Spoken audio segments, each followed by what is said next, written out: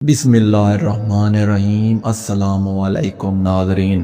انسانی تاریخ کے اوراق میں کچھ قومیں ایسی گزری ہیں جن کے اعمال سرکشی اور بدکاری اس حد تک بڑھ گئی کہ اللہ تعالیٰ کا عذاب ان کا مقدر بن گیا۔ انہی قوموں میں ایک قوم لوط بھی ہے جس کا تذکرہ قرآن پاک میں بارہا آیا ہے۔ یہ قوم نہ صرف اخلاقی تباہی میں سب سے بدتر تھی بلکہ وہ گناہ جس کی بنیاد انہوں نے رکھی آج بھی دنیا میں بدکاری کی سب سے خوفناک شکل کے طور پر جانا جاتا ہے۔ اللہ تعالیٰ نے ان کے پاس اپنے برگزیدہ نبی حضرت لوط علیہ السلام کو بھیجا جنہوں نے اپنی قوم کو ہدایت کی طرف بلایا، مگر وہ باز نہ آئے اور آخر کار اللہ کا بھیانک عذاب ان پر نازل ہوا۔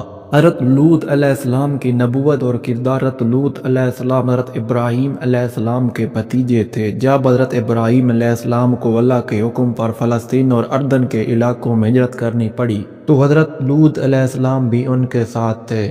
بعد ازاں اللہ تعالیٰ نے آپ کو نبوت عطا فرمائی اور آپ کو ایک مخصوص قوم کی طرف بھیج دیا گیا جو سدوم اور عمورہ نامی بستیوں میں آباد تھی۔ ان بستیوں کو مجموعی طور پر متفقات بھی کہا جاتا ہے۔ حضرت لوط علیہ السلام نہایت پاکیزہ با اخلاق اور راست باز نبی تھے۔ آپ کی زندگی تقوی اور طہارت کا نمونہ تھی۔ جب آپ اپنی قوم کے درمیان پہنچے تو انہوں نے آپ کو ایک اجنبی کے طور پر دیکھا، مگر آپ نے حکمت، نرمی اور شفقت کے ساتھ انہیں اللہ کی طرح بلانا شروع کر دیا۔ قوم لوط کے گناہ اور رسم بدکاری۔ یہ قوم ظاہری طور پر خوشحال تھی، ان کے پاس زمینیں بھی تھیں، شہر بھی آباد اور تجارت بھی ہوتی تھی، مگر اخلاقی طور پر وہ انتہائی پست درجے پر تھی۔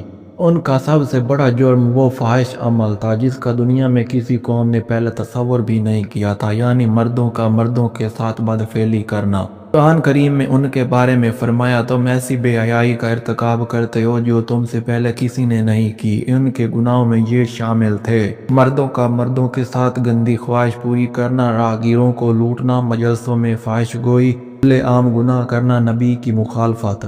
وہ اپنی بستیوں میں راستوں پر بیٹھ کر مسافروں کو تنگ کرتے، انہیں ستاتے اور بعض اوقات انہیں اپنی بدکاری کا نشانہ بھی بناتے۔ حضرت لوط علیہ السلام کی دعوت اور قوم کی ضد۔ حضرت لوط علیہ السلام نے اپنی قوم کو انتہائی محبت اور نرمی سے سمجھایا، اللہ سے ڈرو اور اس بے حیائی سے باز آ جاؤ، یہ تمہارے لیے دنیا و آخرت دونوں میں نقصان دہ ہے۔ لیکن وہ باز نہ آئے بلکہ الٹا حضرت لوط علیہ السلام سے کہنے لگے، لوط اگر تم سچے ہو تو اپنے اللہ کا عذاب لے آؤ، ہم تمہاری بات نہیں مانیں گے۔ یہاں تک کہ انہوں نے حضرت لوط علیہ السلام کو دھمکی دی، اے لوط اگر تم نے یہ تبلیغ نہ چھوڑی تو ہم تمہیں اپنی بستی سے نکال دیں گے۔ اس کے باوجود حضرت لوط علیہ السلام پکار کر انہیں سمجھاتے رہے۔ انہوں نے انہیں بتایا کہ اللہ نے مرد و عورت کی فطری جوڑی بنائی ہے، مگر قوم نے جواب دیا، ہمیں تو وہی مرد پسند ہے، ہمیں عورتوں سے کوئی رغبت نہیں۔ ان کی یہ سرکشی اس بات کی دلیل تھی کہ وہ حقائق، فطرت اور اخلاق سب سے اندھے ہو چکے تھے۔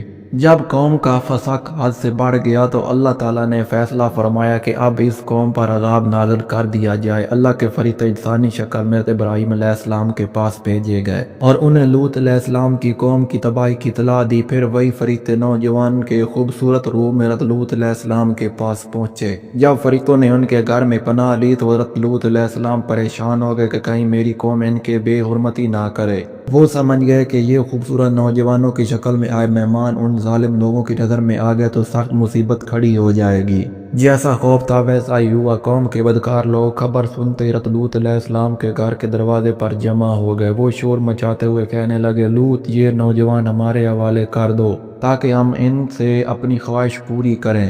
حضرت لوط علیہ السلام بے حد غمگین ہوئے۔ انہوں نے کہا، لوگو یہ میرا گھر ہے، میرے مہمان ہیں، اللہ سے ڈرو، اگر تمہیں نکاح کی خواہش ہے تو میری بیٹیوں سے نکاح کر لو، یہ تمہارے لیے بہتر ہے۔ مگر قوم کی بدبختی دیکھیے، وہ بولے، ہمیں تمہاری بیٹیوں کی کوئی ضرورت نہیں، تم اچھی طرح جانتے ہو کہ ہم کیا چاہتے ہیں۔ یہ جملہ ان کے گناہ کے حد سے گزر جانے کی واضح نشانی تھا۔ فرشتوں کی حقیقت اور بشارت۔ جب قوم کے بدکار لوگ دروازے توڑنے کے قریب تھے تو فرشتوں نے لوط علیہ السلام سے کہا، لوط ہم اللہ کے بھیجے ہوئے فرشتے ہیں، یہ لوگ تمہیں کوئی نقصان نہیں پہنچا سکتے۔ پھر انہوں نے دروازہ کھول کر قوم کے سرکش لوگوں پر ایک ایسی چمکدار روشنی ڈالی جس سے ان کی آنکھیں چندیا گئیں اور وہ بھاگتے ہوئے واپس لوٹ گئے۔ اب فیصلہ ہو چکا تھا، فرشتوں نے حکم دیا رات کے پچھلے پہر اپنی اہل خانہ کو لے کر نکل جاؤ مگر پیچھے مڑ کر نہ دیکھنا۔ حضرت لوط علیہ السلام نے پوچھا کیا میری بیوی بھی ہمارے ساتھ ہوگی؟ فرشتوں نے کہا وہ تمہارے ساتھ چلے گی مگر وہ پیچھے رہ جانے والوں میں سے ہے، کیونکہ وہ قوم کے بدکار لوگوں کی ہمدرد تھی۔ قوم لوط پر اللہ کا خوفناک عذاب۔ رات کے آخری حصے میں لوط علیہ السلام اپنی اہل خانہ کے ساتھ بستی سے نکل گئے۔ جب وہ دور ہو گئے تو اللہ تعالیٰ نے اپنے عذاب کا آغاز فرمایا۔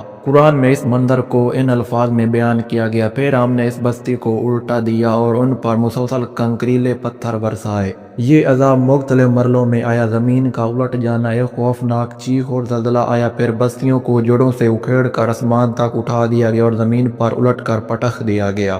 آسمانی پتھروں کی بارش، پھر ان پر سخت جلتے ہوئے پتھر برسائے گئے جن پر ہر شخص کا نام لکھا ہوا تھا، کوئی بھی اس سے بچ نہ سکا۔ چیخ اور آگ، بعض تفاسیر کے مطابق ایک ہولناک آسمانی سیاہت چیخ نے ان کے دل پھاڑ دی اور آگ کی لپیٹ نے انہیں جلا کر راکھ کر دیا۔ ان کی آباد بستیوں کے نشانات آج بھی بحر مردار کے قریب ایک وادی میں موجود ہیں جسے قرآن نے آیات بینات کہا ہے۔ حضرت لوط علیہ السلام کی بیوی کا انجام، اگرچہ حضرت لوط علیہ السلام اپنے گھر والوں کے ساتھ بستی سے نکل گئے تھے مگر ان کی بیوی دل سے اپنی قوم کے ساتھ تھی۔ عذاب کے آغاز پر جب اس نے مڑ کر بستی کی طرف دیکھا تو اس پر وہی عذاب نازل ہوا جو باقی قوم پر ہوا۔ یہ ہمیں سکھاتا ہے کہ ایمان دل کا عمل ہے، محض خاندان نبی میں ہونا نجات کی ضمانت نہیں۔ یہ واقعہ صرف ایک تاریخی قصہ نہیں بلکہ آج کی دنیا کے لیے مضبوط انبیاء ہے۔ ان کی تباہی میں کئی سبق ہیں۔ فطرت کے خلاف عمل آخری درجے کا گناہ ہے۔ قوم لوط نے وہ گناہ کیا جو فطرت انسانی کے خلاف تھا، اسی لیے ان پر سخت ترین عذاب آیا۔ نبی کی بات نہ ماننے والی قوم کبھی کامیاب نہیں ہوتی۔ انہوں نے حضرت لوط علیہ السلام کی بات نہ مانے، نتیجہ یہ ہوا کہ پوری قوم صفحہ ہستی سے مٹا دی گئی۔ ظلم و بدکاری یہ دمائی تباہی لاتی ہے۔ جب گناہ عام ہو جائے اور لوگ برائی کو برا سمجھنا چھوڑ دیں تو اللہ کا عذاب آتا ہے۔ ایمان خاندان سے نہیں بلکہ عمل سے ملتا ہے۔ حضرت لوط علیہ السلام کی بیوی نبی کے گھر میں ہونے کے باوجود ہلاک ہو گئی۔ اللہ ظالم قوموں کو مہلت دیتا ہے مگر ہمیشہ کے لیے نہیں۔ قوم لوط کئی برس ہدایت کا پیغام سنتی رہی، پھر جب حد سے تجاوز کیا تو پکڑی گئی۔ عذاب سے بچنے کا راستہ ہمیشہ ہجرت ہے۔ اگر معاشرہ گناہ میں ڈوب جائے تو اللہ کے نبیوں نے ہمیشہ پاک دامن اہل ایمان کو ہجرت کا حکم دیا۔ قوم لوط کی بستی آج کہاں ہے؟ مورخین کے مطابق ان کی بستیاں آج کے جورڈن و فلسطین کی سرحد کے درمیان واقع ہیں۔ بحر مردار اس علاقے میں ہے جس کا پانی دنیا کا سب سے زیادہ نمکین پانی ہے۔ کہا جاتا ہے کہ یہ وہی علاقہ ہے جہاں عذاب کے بعد زمین دھس گئی اور آج بھی وہ مقام ایک عبرت کا نمونہ ہے۔ قوم لوط علیہ السلام کی تباہی ہمیں بتاتی ہے کہ اللہ تعالیٰ ظلم، بے حیائی اور فحاشی کو کبھی پسند نہیں کرتا۔ چاہے کوئی قوم کتنی ہی ترقی کر لے، اگر اس کی بنیاد اخلاقی گراوٹ پر ہوگی تو اس کا انجام وہی ہوگا جو قوم لوط کا ہوا۔ ان کا واقعہ ایک زوردار آواز ہے۔ فحاشی اور بدکاری کبھی کسی قوم کو نہیں بچا سکتی، صرف ایمان، پاکیزگی اور اللہ کی نافرمانی سے دور رہنا ہی انسان کو دنیا اور آخرت میں کامیاب کرتا ہے۔ اللہ اکبر۔ اگر آج کی ویڈیو پسند آئی ہو تو ویڈیو کو لائک کر دیں، چینل کو سبسکرائب کر دیں۔ ملتے ہیں نیکسٹ ویڈیو میں، تب تک کے لیے اللہ حافظ۔